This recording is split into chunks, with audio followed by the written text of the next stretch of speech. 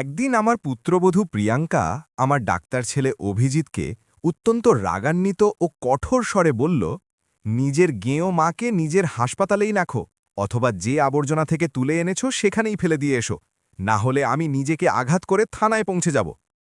ছেলেও ভয়ে কম্পিত হয়ে মাকে কিছুদিন নিজের হাসপাতালেই রাখার পর ফরিদপুরের গ্রামে রেখে আসলো। কিন্তু সাবিত্রী দেবী সেখানে পৌঁছানোর পর ছেলে আর বউয়ের কাছে এমন একটা ফোন আসলো যা শুনে তাদের পায়ের তলা থেকে মাটি সরে গেল। হাসপাতালের বেডে শুয়ে শুয়ে সাবিত্রী দেবী কখনো বাম দিকে তো কখনো ডান দিকে পাশ ফিরছিলেন। সারাদিন এত মানুষের মাঝে থাকা সত্ত্বেও তিনি গভীর একাকিত্ব অনুভব করছিলেন। তার সাথে কথা বলার মতো কেউ ছিল না, আর তার পক্ষে এই সময় কাটানো খুব কঠিন হয়ে পড়েছিল। যখনই তার এরকম অস্বস্তি হতো, তিনি উঠে পাশে রাখা তুলসীর মালা জপ করা শুরু করতেন। মালা জপতে জপতেও কতক্ষণ সময় কাটাতেন। আধ ঘন্টা জপ করার পর তিনি মালাটি আবার রেখে দিলেন। তারপর আবার বেডে এসে শুয়ে পড়লেন। ঘুমানোর সময় তার মনে একটাই বিচার বারবার আসছিল যে অসুস্থ ব্যক্তির হাসপাতালে যাওয়া এবং সেই পরিবেশে থাকা তার বাধ্যবাধকতা হয়।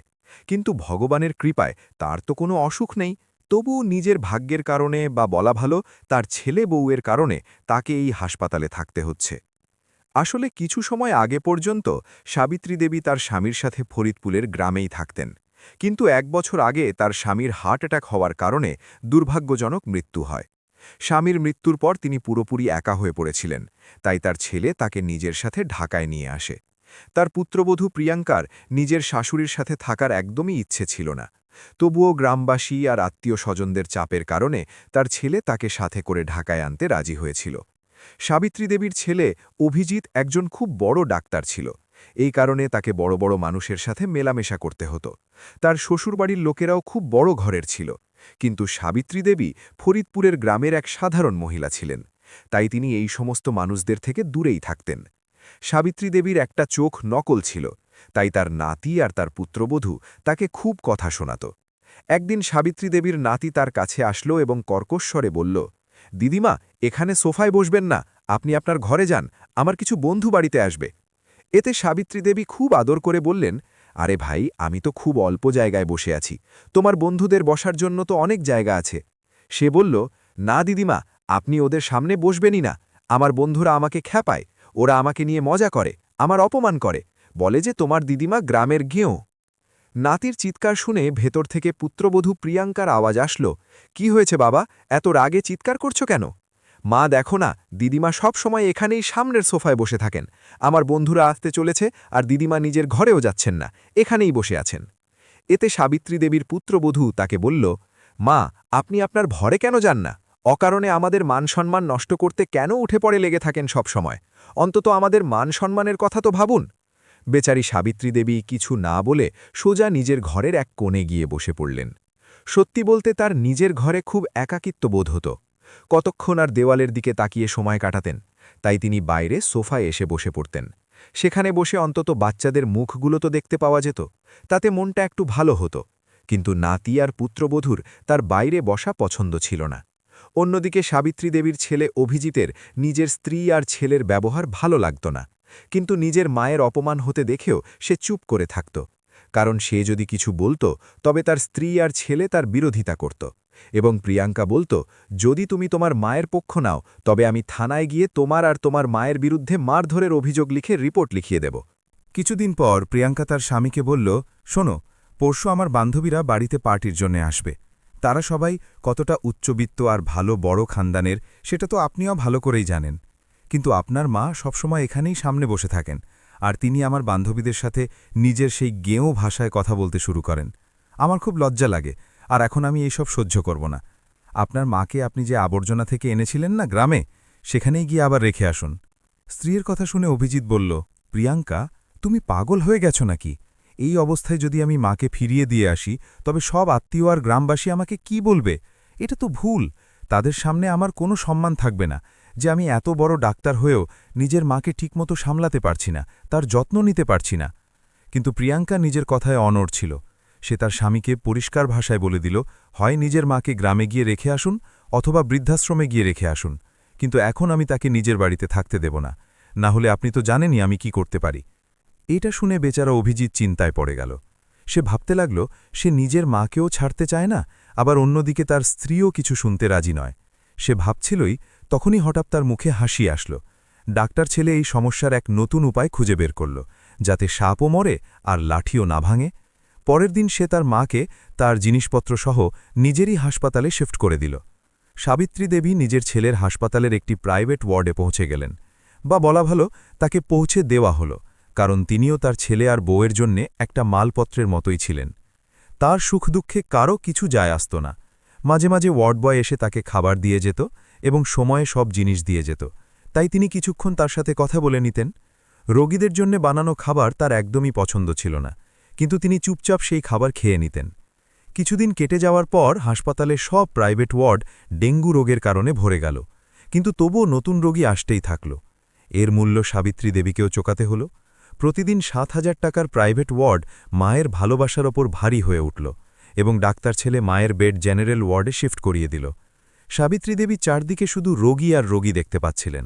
রোগীদের মাঝে থেকে এখন তিনি নিজেকেও অসুস্থ মনে করতে শুরু করেছিলেন, কিন্তু সময়ের সাথে জেনারেল ওয়ার্ডও ডেঙ্গু রোগীতে ভরে গেল।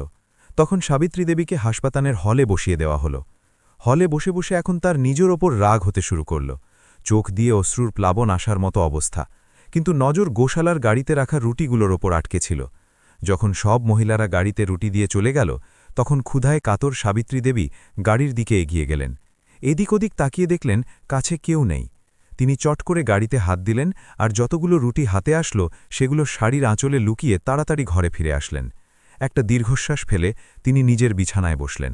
তারপর তিনি নিজের ভাগ্যের ওপর ডুকরে ডুকরে কাঁদতে লাগলেন। তিনি নিজের শাড়ির আঁচল থেকে রুটিগুলো বাইরে বের করলেন। রুটি বের করার সময় তার নিজের ডাক্তার ছেলের উন্নতি চোখে পড়ছিল। তারপর তিনি ভাবতে লাগলেন যে আজ পর্যন্ত আমি কখনো কারো খারাপ করিনি, খারাপ চাইনি। তবুও ভগবান আমাকে এমন সাজা কেন দিলেন যে আমাকে গরুর রুটি চুরি করে খাওয়ার জন্য বাধ্য হতে হচ্ছে? একটু পরে একটা কুকুরকেও তার আশেপাশে ঘেউ ঘেউ করতে শোনা গেল। সেই সময় তিনি কোনো লজ্জা ছাড়াই অন্যের বাড়ির বাসন মাজার কাজ শুরু করে দিলেন। সাথে মানুষের বাড়িতে মোছা দেওয়া, ঝাড় দেওয়ার মতো কাজও করতে শুরু করলেন। তার সন্তান যাতে ভালো জীবন পায় সেজন্য তিনি রাত দিন কাজ করা শুরু করেছিলেন। তার ছেলে অভিজিৎ শুরু থেকেই পড়াশোনায় মেধাবী ছিল, তাই সে স্কলারশিপ পেতে শুরু করেছিল। নিজের বুদ্ধির জোরে আর বাবা মায়ের পরিশ্রমের সাহায্যে সে ডাক্তারির পড়াশোনা শেষ করেছিল। পুরনো স্মৃতিতে হারিয়ে গিয়ে সাবিত্রী দেবী ভাবতে লাগলেন যে এই ডাক্তার ছেলের জন্য আমি সারা জীবন কষ্ট সহ্য করেছি। একবারও সে মা বলে ডাকলে তার মনে মমতার ঢেউ খেলে যেত। তাকে দুনিয়ার সব সুখ দিতে পারি, এর জন্য তিনি সব সময় চেষ্টা করেছিলেন। কিন্তু আজ সেই ছেলেই ডাক্তার হওয়ার পর নিজের বৃদ্ধা মাকে বোঝা মনে করতে শুরু করেছে। সাবিত্রী দেবী মনে মনে খুব দুঃখী ছিলেন। সব স্মৃতি তার মনে আসছিল। তার সহনশক্তি প্রায় শেষ হয়ে গিয়েছিল। তিনি তৎক্ষণাৎ উঠলেন এবং ছেলের কাছে গেলেন আর তাকে পরিষ্কার ভাষায় বলে দিলেন, আমি আর এখানে থাকতে পারব না। তুমি আমাকে গ্রামে গিয়ে রেখে এসো, না হলে আমি নিজেই গ্রামে চলে যাব। মায়ের হাসপাতালে থাকা নিয়ে অভিজিৎ বিরক্ত হয়ে গিয়েছিল, কারণ হাসপাতালের কর্মীরাও এই নিয়ে নানা রকম কথা বলছিল। আজ যখন মা নিজে থেকেই বললেন, তখন অভিজিৎ মাকে গ্রামে ছাড়ার জন্য তক্ষুনি তৈরি হয়ে গেল। পরের দিন ছিল রবিবার। মাকে গ্রামে ছাড়ার সব প্রস্তুতি নিয়ে অভিজিৎ তাকে নিজের গাড়িতে বসিয়ে ফরিদপুরের গ্রামের দিকে রওনা দিল। সাবিত্রী দেবী আর তার ডাক্তার ছেলেকে গ্রামে খুব ধুমধাম করে স্বাগত জানানো হলো। ৬ মাস ধরে বন্ধ থাকা পুরনো ঘর পরিষ্কারের কাজ প্রতিবেশীরাই করে দিয়েছিল। সামনের বাড়ির সরলা কাকি তার আসার খবর পেতেই ২ গ্লাস চা আর সাথে নাস্তাও নিয়ে আসলেন। সাবিত্রী দেবীর ফিরে আসার কারণ সবারই জানার ছিল, যে তিনি শহর থেকে কেন গ্রামে ফিরে আসলেন। অভিজিৎ খুব আপনজন সেজে বলল যে মায়ের গ্রামের সব মানুষের খুব মনে পড়ছিল, সেজন্য তিনি একটু বিষণ্ণ থাকতেন। ২-৪ মাস গ্রামে থাকলে হাওয়া বাতাস বদলাবে, এই ভেবে আমি মাকে এখানে নিয়ে এসেছি। এরকম বলে অভিজিৎ আসল কথা গোপন করার চেষ্টা করল, কিন্তু সরলা কাকি সেই মুহূর্তেই আসল কথা বুঝে গিয়েছিলেন এবং তিনি বললেন, তোমার এই গরিব মা নিজের সারা জীবন খুব কষ্টে কাটিয়েছেন, তাই মাকে কখনো ভুলো না, তাকে কখনো দুঃখ দিও না, তাকে কষ্ট দিও না। অভিজিৎ বলল, এ কি বলছেন আপনি কাকি? মাকে কি করে ভুলতে পারি? আসলে এই দুনিয়ায় আমার আর কি আছে? আমি নিজের মায়ের সেবা করতে কোনো কমতি রাখব না। যাতায়াতের আশ্বাস দিয়ে সে ১০,০০০ টাকা নিজের মায়ের হাতে রাখল এবং মাকে বলল, মা, আমার মনে হয় এই 10,000 টাকা তোমার খরচ আর তোমার ওষুধের জন্য যথেষ্ট হবে। আমি প্রতি মাসে তোমার সাথে দেখা করতে আসব, তখন তোমাকে খরচের টাকা দিয়ে যাব। এতটুকু বলে ডাক্তার ছেলে আবার শহরের জন্য বেরিয়ে গেল। বৃদ্ধা মা সাবিত্রী দেবী গ্রামে আর একবার একা হয়ে পড়লেন। তিনি প্রতিবেশীদের দিয়ে কিছু ঘরোয়া জিনিস আনিয়ে নিলেন, কিন্তু জিনিসের দাম এত বেড়ে গিয়েছিল যে খুব চেষ্টা করার পরেও সবজি আর দুধের জন্য মাত্র 2,000 টাকা বেঁচেছিল। সবকিছু করার পর মাত্র 2,000 টাকা থাকল। তারপর তিনি ভাবতে লাগলেন যে রোজ ডাল ভাত খাওয়ার দরকার নেই, নুন আর লঙ্কা দিয়ে রুটি তো চায়ের সাথে সহজেই খাওয়া যেতে পারে। অন্তত আমি এখানে থেকে সম্মানের সাথে তো বাঁচব, আর পরের মাসে আমার ছেলে আমার সাথে দেখা করতে আসবে এবং খরচের টাকা দিয়ে যাবে। পরের মাসের 1 তারিখ আসতেই ডাক্তার ছেলে 5,000 টাকার মানি অর্ডার মাকে পাঠিয়ে দিল। নিজের ছেলের অপেক্ষা করতে থাকা সাবিত্রী দেবী নিজের ছেলের পাঠানো মানি অর্ডার দেখেই বুঝে গেলেন যে তার ছেলে এখন আর তার সাথে দেখা করতে আসবে না, হয়তো সে নিজের কাজে ব্যস্ত থাকবে। এরকম ভেবে তিনি নিজেকে সান্ত্বনা দিলেন। 3 মাস পর্যন্ত তার ছেলে মানি অর্ডারের টাকা পাঠাতে থাকল, আর সাবিত্রী দেবীর কোনো সমস্যা হল না। সে সময় মতো টাকা পাঠাচ্ছিল, তিনি কোনোভাবে নিজের ঘরের খরচ চালাচ্ছিলেন। কিন্তু 4র্থ মাসে ছেলে আর মানি অর্ডার পাঠাল না। বেচারি সাবিত্রী দেবী কোনো মতে নিজের খাওয়া দাওয়ার খরচ চালাচ্ছিলেন। মাস শেষ হতে হতে এমন অবস্থা হলো যে তার হাতে একটাও টাকা থাকল না। আশেপাশের দোকানদারদের থেকে ধার নিয়ে তিনি কোনোভাবে নিজের ঘর চালাচ্ছিলেন। দুধওয়ালার ঝাড় হয়ে গিয়েছিল। আশেপাশের মহিলারা আর সাবিত্রী দেবীর কিছু বয়স্ক বান্ধবী মাঝে মাঝে তার কাছে এসে বসতেন। বড় ডাক্তারের মায়ের সুন্দর হাসির আড়ালে লুকিয়ে থাকা কষ্ট সবাই বুঝে গিয়েছিল, কিন্তু সাবিত্রী দেবী নিজের মুখে কখনো নিজের কষ্ট প্রকাশ হতে দিতেন না। আসা যাওয়ার পথে দুধওয়ালা জিজ্ঞেস করত, মা টাকা কবে দেবেন? আর সাবিত্রী দেবী একটা মিথ্যে হাসি হেসে বলতেন, আমার কাছে খুব তাড়াতাড়ি টাকা চলে আসবে। আর তুই কি কোথাও পালিয়ে যাচ্ছিস নাকি আমি কোথাও পালিয়ে যাচ্ছি, এটা ভেবে নে যে তুই তোর দিদিমাকে দুধ খাইয়েছিস।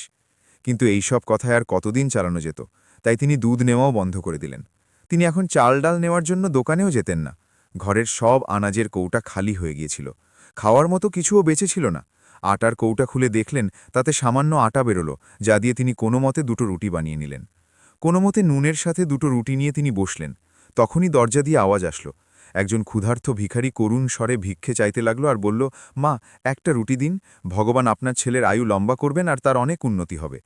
রুটির টুকরো ভাঙতে যাবেন, তখনই সাবিত্রী দেবী ভিখারির এমন কথা শুনে থেমে গেলেন আর ভাবতে লাগলেন, একটা রুটির বদলে আমার ছেলের লম্বা আয়ু অনেক সস্তা, এরকম তার মনে হলো।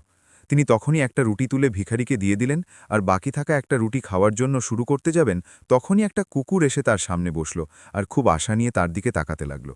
সাবিত্রী দেবী বাকি থাকা রুটি থেকে অর্ধেক রুটি কুকুরের সামনে দিয়ে দিলেন, আর অর্ধেক রুটি জলের সাথে খেয়ে নিজের পেট ভরলেন এবং সন্তোষ মানলেন। কিন্তু এখন খাওয়ার জন্য আর কিছুই বাকি ছিল না। এক পলক ভাবলেন যে পাশের দোকানদারের থেকে জিনিসপত্র ধার নিয়ে কোনোভাবে পরিস্থিতি সামলানো যাক, কিন্তু পরের মুহূর্তেই ভাবলেন যে 1 দিন বা 2 দিন দোকানদার ধার দেবে, কিন্তু পরে তো সেও টাকা চাইবে না, আর গত মাসেরও তো বাকি আছে। বেচারি সাবিত্রী দেবী নিজের বিছানায় খালি পেটে পড়ে ক্ষুধার যন্ত্রণা সহ্য করছিলেন। কারো বাড়ির বাসন ধোয়ার কাজ হাতে নেবেন না কারো বাড়িতে ঝাড় দেবেন, এরকম চিন্তা কয়েকবার তার মনে আসলো, কারণ তাতে কিছু তো টাকা পাওয়া যাবে। কিন্তু একজন বড় ডাক্তারের মা হওয়ার মর্যাদা তার সামনে বাধা হয়ে দাঁড়াচ্ছিল। এরকম ভেবে তিনি জল খেয়ে খিদে মেটানোর চেষ্টা করতেন আর শান্ত হয়ে বসে থাকতেন। রাত হলে খালি পেটে শুয়ে পড়তেন, কিন্তু তার আজও আশা ছিল যে তার ছেলে টাকা অবশ্যই পাঠাবে। পরের দিন সকালে তাড়াতাড়ি উঠলেন তো তার পেটে খুব ব্যথা হচ্ছিল, তার খিদেই বেড়ে গিয়েছিল। এখন ধৈর্য ধরা তার জন্য কঠিন হয়ে যাচ্ছিল। সাবিত্রী দেবী খালি পেটে বারবার মানি অর্ডারের অপেক্ষা করছিলেন। বাইরে থেকে তিনি নিজের গলির দিকে তাকিয়ে থাকতেন। তারপর অনেকক্ষণ রাস্তা ফাঁকা দেখে তিনি ফিরে আসলেন আর খাটে বসে পড়লেন। তখনই বাইরে থেকে কিছু আওয়াজ আসলো, তাই তিনি বাইরে দৌড়ে গেলেন। দেখলেন তো গরুর জন্য খাবার জোগাড় করার গাড়ি এসেছিল। গলির সব মহিলারা নিজের ঘরের বেঁচে যাওয়া শুকনো রুটিগুলো গাড়িতে এনে দিচ্ছিল। বেচারি সাবিত্রী দেবী নিজের ঘরের বাইরের গেটের সামনে হাঁটু গেড়ে বসে পড়লেন এবং এক মুহূর্ত গাড়িতে দেওয়া রুটিগুলো দেখছিলেন, তো অন্য মুহূর্তেই গলিতে আসা পোস্টম্যানের পথ চেয়ে অধীর আগ্রহে অপেক্ষা করছিলেন। চোখ দিয়ে অশ্রুর প্লাবন আসার মতো অবস্থা, কিন্তু নজর গোশালার গাড়িতে রাখা রুটিগুলোর ওপর আটকে ছিল। যখন সব মহিলারা গাড়িতে রুটি দিয়ে চলে গেল, তখন ক্ষুধার্ত সাবিত্রী দেবী গাড়ির দিকে এগিয়ে গেলেন। তিনি এদিক ওদিক তাকিয়ে দেখলেন কাছে কেউ নেই। তিনি চট করে গাড়িতে হাত দিলেন আর যতগুলো রুটি হাতে আসলো সেগুলো শাড়ির আঁচলে লুকিয়ে তাড়াতাড়ি ঘরে ফিরে আসলেন। একটা দীর্ঘশ্বাস ফেলে তিনি নিজের বিছানায় বসলেন। তারপর তিনি নিজের ভাগ্যের ওপর ডুকরে ডুকরে কাঁদতে লাগলেন। তিনি নিজের শাড়ির আঁচল থেকে রুটিগুলো বাইরে বের করলেন। রুটি বের করার সময় তার নিজের ডাক্তার ছেলের উন্নতি চোখে পড়ছিল। তারপর তিনি ভাবতে লাগলেন যে আজ পর্যন্ত আমি কখনো কারো খারাপ করিনি, খারাপ চাইনি, তবুও ভগবান আমাকে এমন সাজা কেন দিলেন যে আমাকে গরুর রুটি চুরি করে খাওয়ার জন্য বাধ্য হতে হচ্ছে। একটু পরে কুকুরটিও তার কাছে এসে বসল আর রুটির জন্য লেজ নাড়াতে লাগল। তিনি কুকুরকেও একটা রুটি দিলেন, কিন্তু গরুর ভাগের রুটি তার খেতে ভালো লাগছিল না। কিন্তু পেটের খিদে তাকে বাঁচতে দিচ্ছিল না, তাই নিজের আত্মসম্মানকে উপেক্ষা করে তিনি শুকনো রুটিগুলো চিবিয়ে খেয়ে নিলেন আর জল খেলেন। সন্ধ্যায় প্রতিবেশী সাবিত্রী দেবীর কাছে এসে বসলেন। তাকে বিষণ্ণ দেখে জিজ্ঞেস করলেন, আপনার ছেলে তো বলছিল যে কয়েকদিনের মধ্যে আগামী মাসে আপনার সাথে দেখা করতে আসবে, কিন্তু সে এমন গেল যে আর কখনো দেখা করতেই আসলো না। তখনই সাবিত্রী দেবীর মুখে দুঃখ আর নিরাশার ভাব ফুটে উঠল। তখন তার প্রতিবেশী বললেন, আমি বুঝতে পারছি সাবিত্রী, যদি নিজের সন্তানই এমন হয় তবে আর অন্যকে কি বলবো। বলার জন্য তোমার ছেলে ডাক্তার, কিন্তু সে তোমাকে দুবেলা পেট ভরে খাবারও দিতে পারে না, তো এমন ছেলের কি লাভ। তখন প্রতিবেশীর কথা না মেনে সাবিত্রী দেবী বললেন, না, আমার ছেলে ওরকম নয়, সে আমাকে খুব যত্ন করে, কোনো বাধ্যবাধকতা নিশ্চয়ই থাকবে ওর, না হলে মাকে এভাবে ভুলে যাওয়া ওর পক্ষে সম্ভব নয়। তখন প্রতিবেশী বললেন, তোমার ছেলে যদি এতই অমূল্য হতো তবে সে তোমাকে নিজের সাথে নিজের বাড়িতে কেন রাখতে পারল না। একজন বৃদ্ধা মা তার কাছে এত ভারী হয়ে গেল যে সে তাকে তার বৃদ্ধকালে অসহায় আর একা ছেড়ে চলে গেল। প্রতিবেশীর কথায় সাবিত্রী দেবীর বুক কেঁপে উঠল। তিনি ভাবতে লাগলেন, তার খুব খারাপ লাগল। গ্রামের সব ছেলে, সে শিক্ষিত হোক বা অশিক্ষিত, চাকরি করুক বা মজদুরি, কিন্তু তারা নিজের বৃদ্ধ বাবা মাকে নিজের সাথেই রেখেছে। আমার ডাক্তার ছেলের চেয়ে তো অশিক্ষিত ছেলেরাই ভালো, সুখ দুঃখে পুরো পরিবার তো একসাথে আছে। তারপর তিনি ভাবতে লাগলেন যে হয়তো আমারই ভাগ্য খারাপ। তারপর বসে বসে তার মনে একটা বিচার আসলো যে এখন আর কতদিন আমি আমার ডাক্তার ছেলের নামে পায়ে বেড়ি দিয়ে বসে থাকব। এভাবে তো চলবে না। আমার জীবন কারো পাঠানো টাকার ওপর নির্ভর নয়, আপাতত আমার হাত পা সচল আছে। তবে আমি এত অসহায় কি করে হলাম যে আমাকে ক্ষুধার্ত থাকতে হবে। এরকম ভেবে সাবিত্রী দেবী পুরো আত্মবিশ্বাসের সাথে উঠলেন এবং নিজের ঘরে গেলেন। ঘরে গিয়ে তিনি তার পুরনো সিন্দুকের দিকে তাকালেন। সিন্দুকে খুব ধুলো ছিল। ধুলো মুছে তিনি সিন্দুকের তালা খুললেন। সিন্দুকের উপরের অংশে সোনালি মতির কাজ করা সুন্দর লাল শাড়ি দেখতে পেলেন। সাবিত্রী দেবী কোনো এক সময় এই শাড়ি পরেই নিজের ঘরে প্রবেশ করেছিলেন। সেই শাড়িটিকে চুমু খেয়ে সাবিত্রী দেবীর চোখে জল চলে আসল, আর তিনি আবার কিছু ভেবে সিন্দুক থেকে একে একে সব জিনিস বাইরে বের করতে শুরু করলেন। তখন সিন্দুকের ভেতরে এক কোণে ছোট লাল রঙের একটা প্যাকেট তিনি পেলেন। সেই প্যাকেটটি দেখেই তার চোখ উজ্জ্বল হয়ে উঠল। যখন তিনি সেই প্যাকেটটি খুললেন তখন তাতে সাবিত্রী দেবীর মঙ্গলসূত্র পাওয়া গেল, যা তার স্বামী বিয়ের সময় তার গলায় পরিয়ে দিয়েছিলেন। সাবিত্রী দেবী সেই মঙ্গলসূত্রটি দেখেই নিজের বুকে জড়িয়ে ধরলেন। তিনি তার মা বাবা আর শ্বশুরবাড়ির দেওয়া ছোটখাটো গয়না আগেই নিজের ছেলের পড়াশোনার জন্য বিক্রি করে দিয়েছিলেন, কিন্তু তিনি তার স্বামীর এই স্মৃতিটুকু একদমই বিক্রি করতে চাননি। তিনি ওটা যত্ন করে রেখেছিলেন। চোখে জল নিয়ে সাবিত্রী দেবী নিজের স্বামীর ছবির দিকে তাকিয়ে রইলেন। তাকাতে তাকাতে তিনি বললেন, জীবনে লাখো চড়াই উতরাই আসলো, তবুও আমি এই মঙ্গলসূত্র আজ পর্যন্ত কখনো বিক্রি করিনি। কিন্তু আজ এমন পরিস্থিতি এসেছে যে আমার কাছে আর অন্য কোনো বিকল্প নেই। তবে আমি জানি আপনার ভালোবাসা আর আশীর্বাদ সব সময় আমার সাথে থাকবে। এরকম বলে তিনি চোখের জল মুছলেন আর সিন্দুকে থাকা অন্য প্যাকেট থেকেও রূপোর কিছু গয়না বের করলেন। তিনি রূপোর গয়না আর নিজের মঙ্গলসূত্র শাড়ির আঁচলে বাঁধলেন। তিনি তৎক্ষণাৎ ঘরে তালা লাগালেন আর সোনার দোকানে পৌঁছলেন। শ্যাকরাকে গিয়ে গয়না দেখালেন আর খুব আশা নিয়ে শ্যাকরাকে জিজ্ঞেস করলেন, ভাই, এই গয়নাগুলোর দাম কত? মঙ্গলসূত্রটি খুব খুঁটিয়ে দেখে শ্যাকরা বলল, মঙ্গলসূত্রের ওজন ভালো আছে, কিন্তু আমি রূপোর গয়নার জন্য বেশি টাকা দিতে পারব না। তবুও হিসেব নিকেশ করে সে তার হাতে 500 টাকা রাখল। টাকা হাতে আসতেই সাবিত্রী দেবীর মনে শান্তি আসল। তিনি এক লম্বা শ্বাস নিলেন আর সেই টাকা নিয়ে ঘরে পৌঁছলেন। তিনি কিছু মুদিখানার জিনিস কিনলেন। আজ অনেক দিন পর সাবিত্রী দেবী পেট ভরে খাবার খেলেন। পেটে খাবার যাওয়ার পর তিনি দ্বিগুণ শক্তি পেলেন। তিনি মনে মনে স্থির করলেন যে গরু মোষ কেনা যাক, তবে তার দুধ বিক্রি করে ভালো টাকা আয় করা যেতে পারে। গরু পালার কাজ সাবিত্রী দেবী আগে থেকেই খুব ভালো জানতেন। তাদের খড় দেওয়া থেকে শুরু করে দুধ দোয়া পর্যন্ত সব কাজ তিনি ভালোই পারতেন। তারপর তিনি কোনো দেরি না করে গ্রামের মোড়লের কাছে পৌঁছলেন, যিনি গরু আর মোষের কেনাবেচা করতেন, এবং মোড়লের থেকে ভালো জাতের গরু কিনে নিলেন। বাড়ি ফিরে গরুর জন্য জায়গা করে দিলেন। কিছুক্ষণ পর মোড়লের চাকর আসলো এবং সে গরু সাবিত্রী দেবীর বাড়িতে রেখে গেল, আর সাথে খড়ও দিয়ে দিল। গরু খুব দুধ দিত। তার বাড়িতে রোজ 15 লিটার দুধ তৈরি হতে লাগল। নিজের প্রয়োজন মতো দুধ রেখে সাবিত্রী দেবী বাকি দুধ ব্যবসায়ীদের কাছে বিক্রি করতে শুরু করলেন। দুধ ব্যবসায়ীরা সাবিত্রী দেবীর থেকে খুব ভালো দামে দুধ কিনতে শুরু করল। এখন সাবিত্রী দেবীও ভালো খাওয়া দাওয়া করতে শুরু করেছিলেন। তার শরীরে ভালো শক্তি এসে গিয়েছিল। তিনি খুব মন দিয়ে গরুর সেবা করলেন। হাতে টাকা আসলো তো আত্মবিশ্বাসও বাড়তে থাকল। এখন তিনি মোষও কিনে নিলেন, আর সাহায্যের জন্য একজন চাকরও রেখে নিলেন। 65 বছর বয়সে সাবিত্রী দেবী এমন সাহস দেখালেন যে দেখে মানুষ দাঁতে আঙুল কাটতে লাগল। গ্রামে কোনো গরিবের মেয়ের বিয়ে হলে সাবিত্রী দেবী তাদের সব রকমভাবে সাহায্য করতেন, আর অনেক দোয়াও দিতেন। দুধের খরচ তিনি নিজেই করতেন। কিছুদিনের মধ্যেই পুরো গ্রামে সাবিত্রী দেবীর প্রশংসা হতে লাগল। গ্রামের সব মানুষ তাকে শ্রদ্ধা আর সম্মান করতে শুরু করল। অন্যদিকে শহরে তার ছেলে অভিজিৎ নিজের মাকে ভুলে গিয়েছিল। একদিন অভিজিতের আমেরিকায় থাকা কাকা অমিতাভজি ভারতে আসলেন আর অভিজিতের বাড়িতে পৌঁছলেন। অভিজিৎ আর তার স্ত্রী তাকে খুব ভালোভাবে স্বাগত জানালো। বলো তো অভিজিৎ, তোমার মা কোথায়? দেখতে পাচ্ছি না তো। কোথায় সাবিত্রী দেবী? অমিতাভজি জিজ্ঞেস করলেন। প্রিয়াঙ্কা আমতা আমতা করে বলল যে তার এখানে থাকা পছন্দ হয়নি, তাই তিনি আবার গ্রামে চলে গেছেন। অমিতাভজি দেখলেন যে অভিজিৎ আর তার স্ত্রী প্রিয়াঙ্কা দুজনেরই চোখ নিচের দিকে ঝুঁকে আছে। অমিতাভজির অভিজ্ঞ চোখ পুরো ব্যাপারটা বুঝতে দেরি করেনি এবং তিনি বললেন, ঠিক আছে, কাল গ্রামে গিয়ে তোমার মায়ের সাথে দেখা করে আসি। পরের দিন সবাই গ্রামে পৌঁছল আর ঘরের ভেতরে যেতে শুরু করল। তখনই পেছন থেকে সরলা কাকির আওয়াজ আসলো, আরে বাবা অভিজিৎ, তুই আজ আসলি? নিজের মাকে এভাবে গ্রামে ফেলে রেখে এমন কোন বিদেশে চলে গিয়েছিলি যে আর কখনো দেখাই করতে আসলি না? এটা শুনে অমিতাভজি খুব গভীর দৃষ্টিতে অভিজিতের দিকে তাকালেন, আর সবাই ঘরের ভেতরে চলে আসলো। কিন্তু ঘরে এসে তারা যা দেখলেন তা ছিল তাদের কল্পনাতীত। ঘরের সামনে একটা গরু আর মোষ বাঁধা ছিল।